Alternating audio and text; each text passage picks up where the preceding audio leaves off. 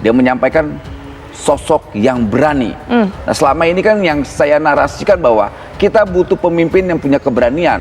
Ini yang saya kira memang publik sampai saat ini mengait-ngaitkan bahwa pertemuan Jokowi dan Prabowo kemarin bukan hanya sebatas pertemuan presiden dan pembantunya, pasti bicara tentang bagaimana positioning politik, soal bagaimana seharusnya Jokowi memberikan endorsement dan dukungan politik kepada Prabowo yang memang belakangan ini dianggap cukup mesra dan cukup lengket. Mas Ganjar dan Prabowo Mas Ganjar ini kan dalam satu perahu gitu. Dan itu kan upaya itu sudah dilakukan Pak Jokowi dalam berbagai pesan. Tapi memang perkembangan terakhir atau akhir-akhir ini jauh lebih complicated ya. Yang pertama, ada yang rela menjadi relawan sampai presidennya jadi. Yang kedua, kalau kemudian dikasih komisaris atau wakil menteri ya nggak apa-apa lah, jalankan dengan baik. Lalu ada juga relawan yang mau terus 3 periode atau 4 periode gitu. Jadi ingin memastikan bahwa presiden selanjutnya pun mereka relawannya gitu.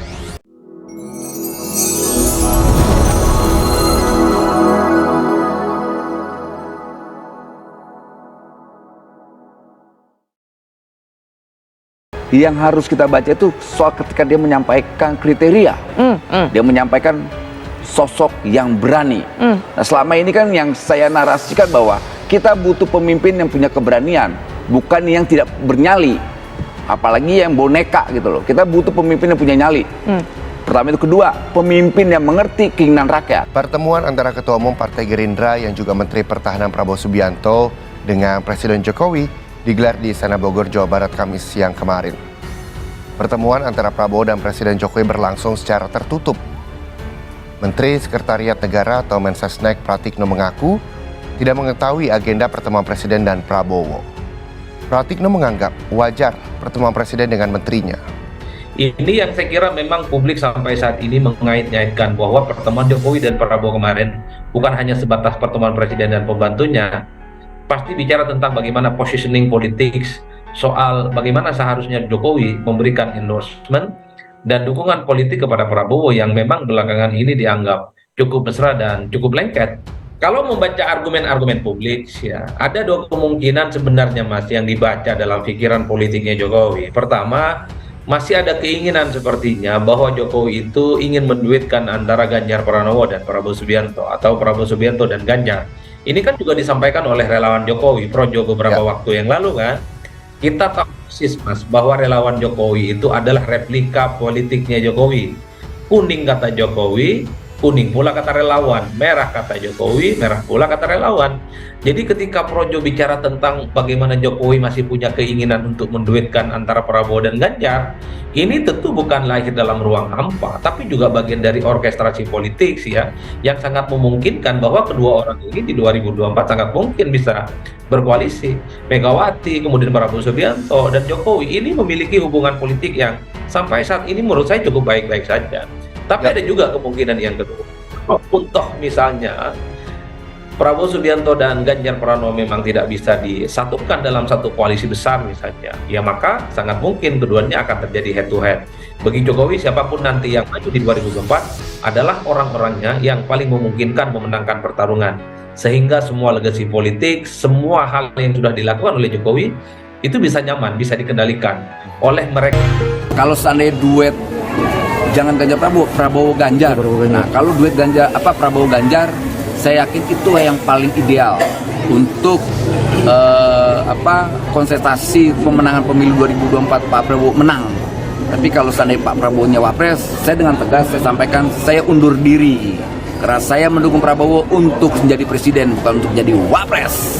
Lihat pertama gini, Pak Prabowo itu selain sudah matang dalam dunia politik, kedua beliau juga bukan petugas partai. Beliau berdiri di atas idenya sendiri. Artinya yang bisa mengontrol dia ya idenya. Dia tinggal melaksanakan program-program dan ide-idenya diimplementasikan dengan gagasan-gagasannya tinggal diimplementasikan dengan program-program. Sejak 3 bulan lalu Pak Presiden selalu mengupayakan Mas Ganjar dan Prabowo Mas Ganjar ini kan dalam satu perahu gitu.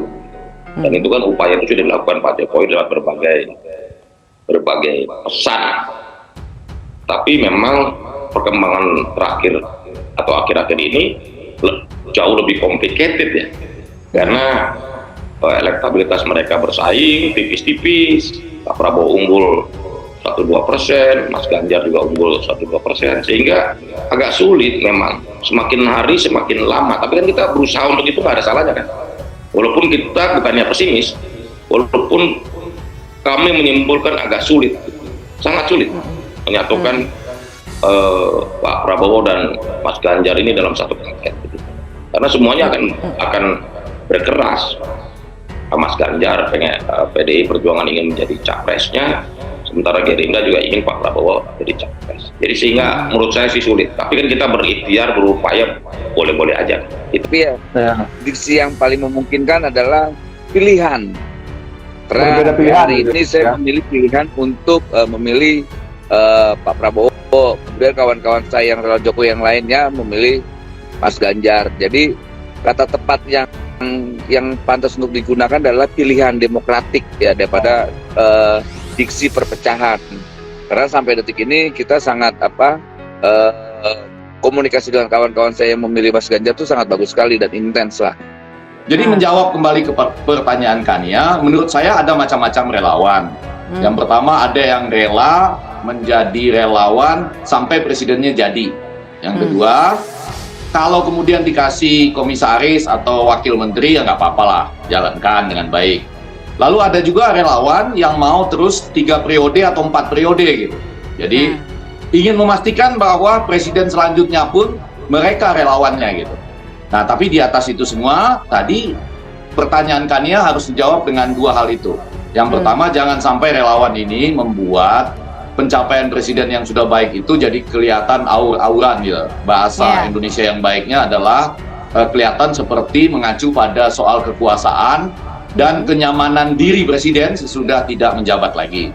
Lalu yang kedua, jawaban terhadap Kania tadi adalah presiden memang punya kesempatan untuk berdiskusi, termasuk menegur barangkali ya Mas Budi ya, kalau relawannya dianggap sudah melampaui garis layaknya relawan dalam tata kenegaraan, khususnya ini dalam proses-proses pencalonan presiden dan wakil presiden.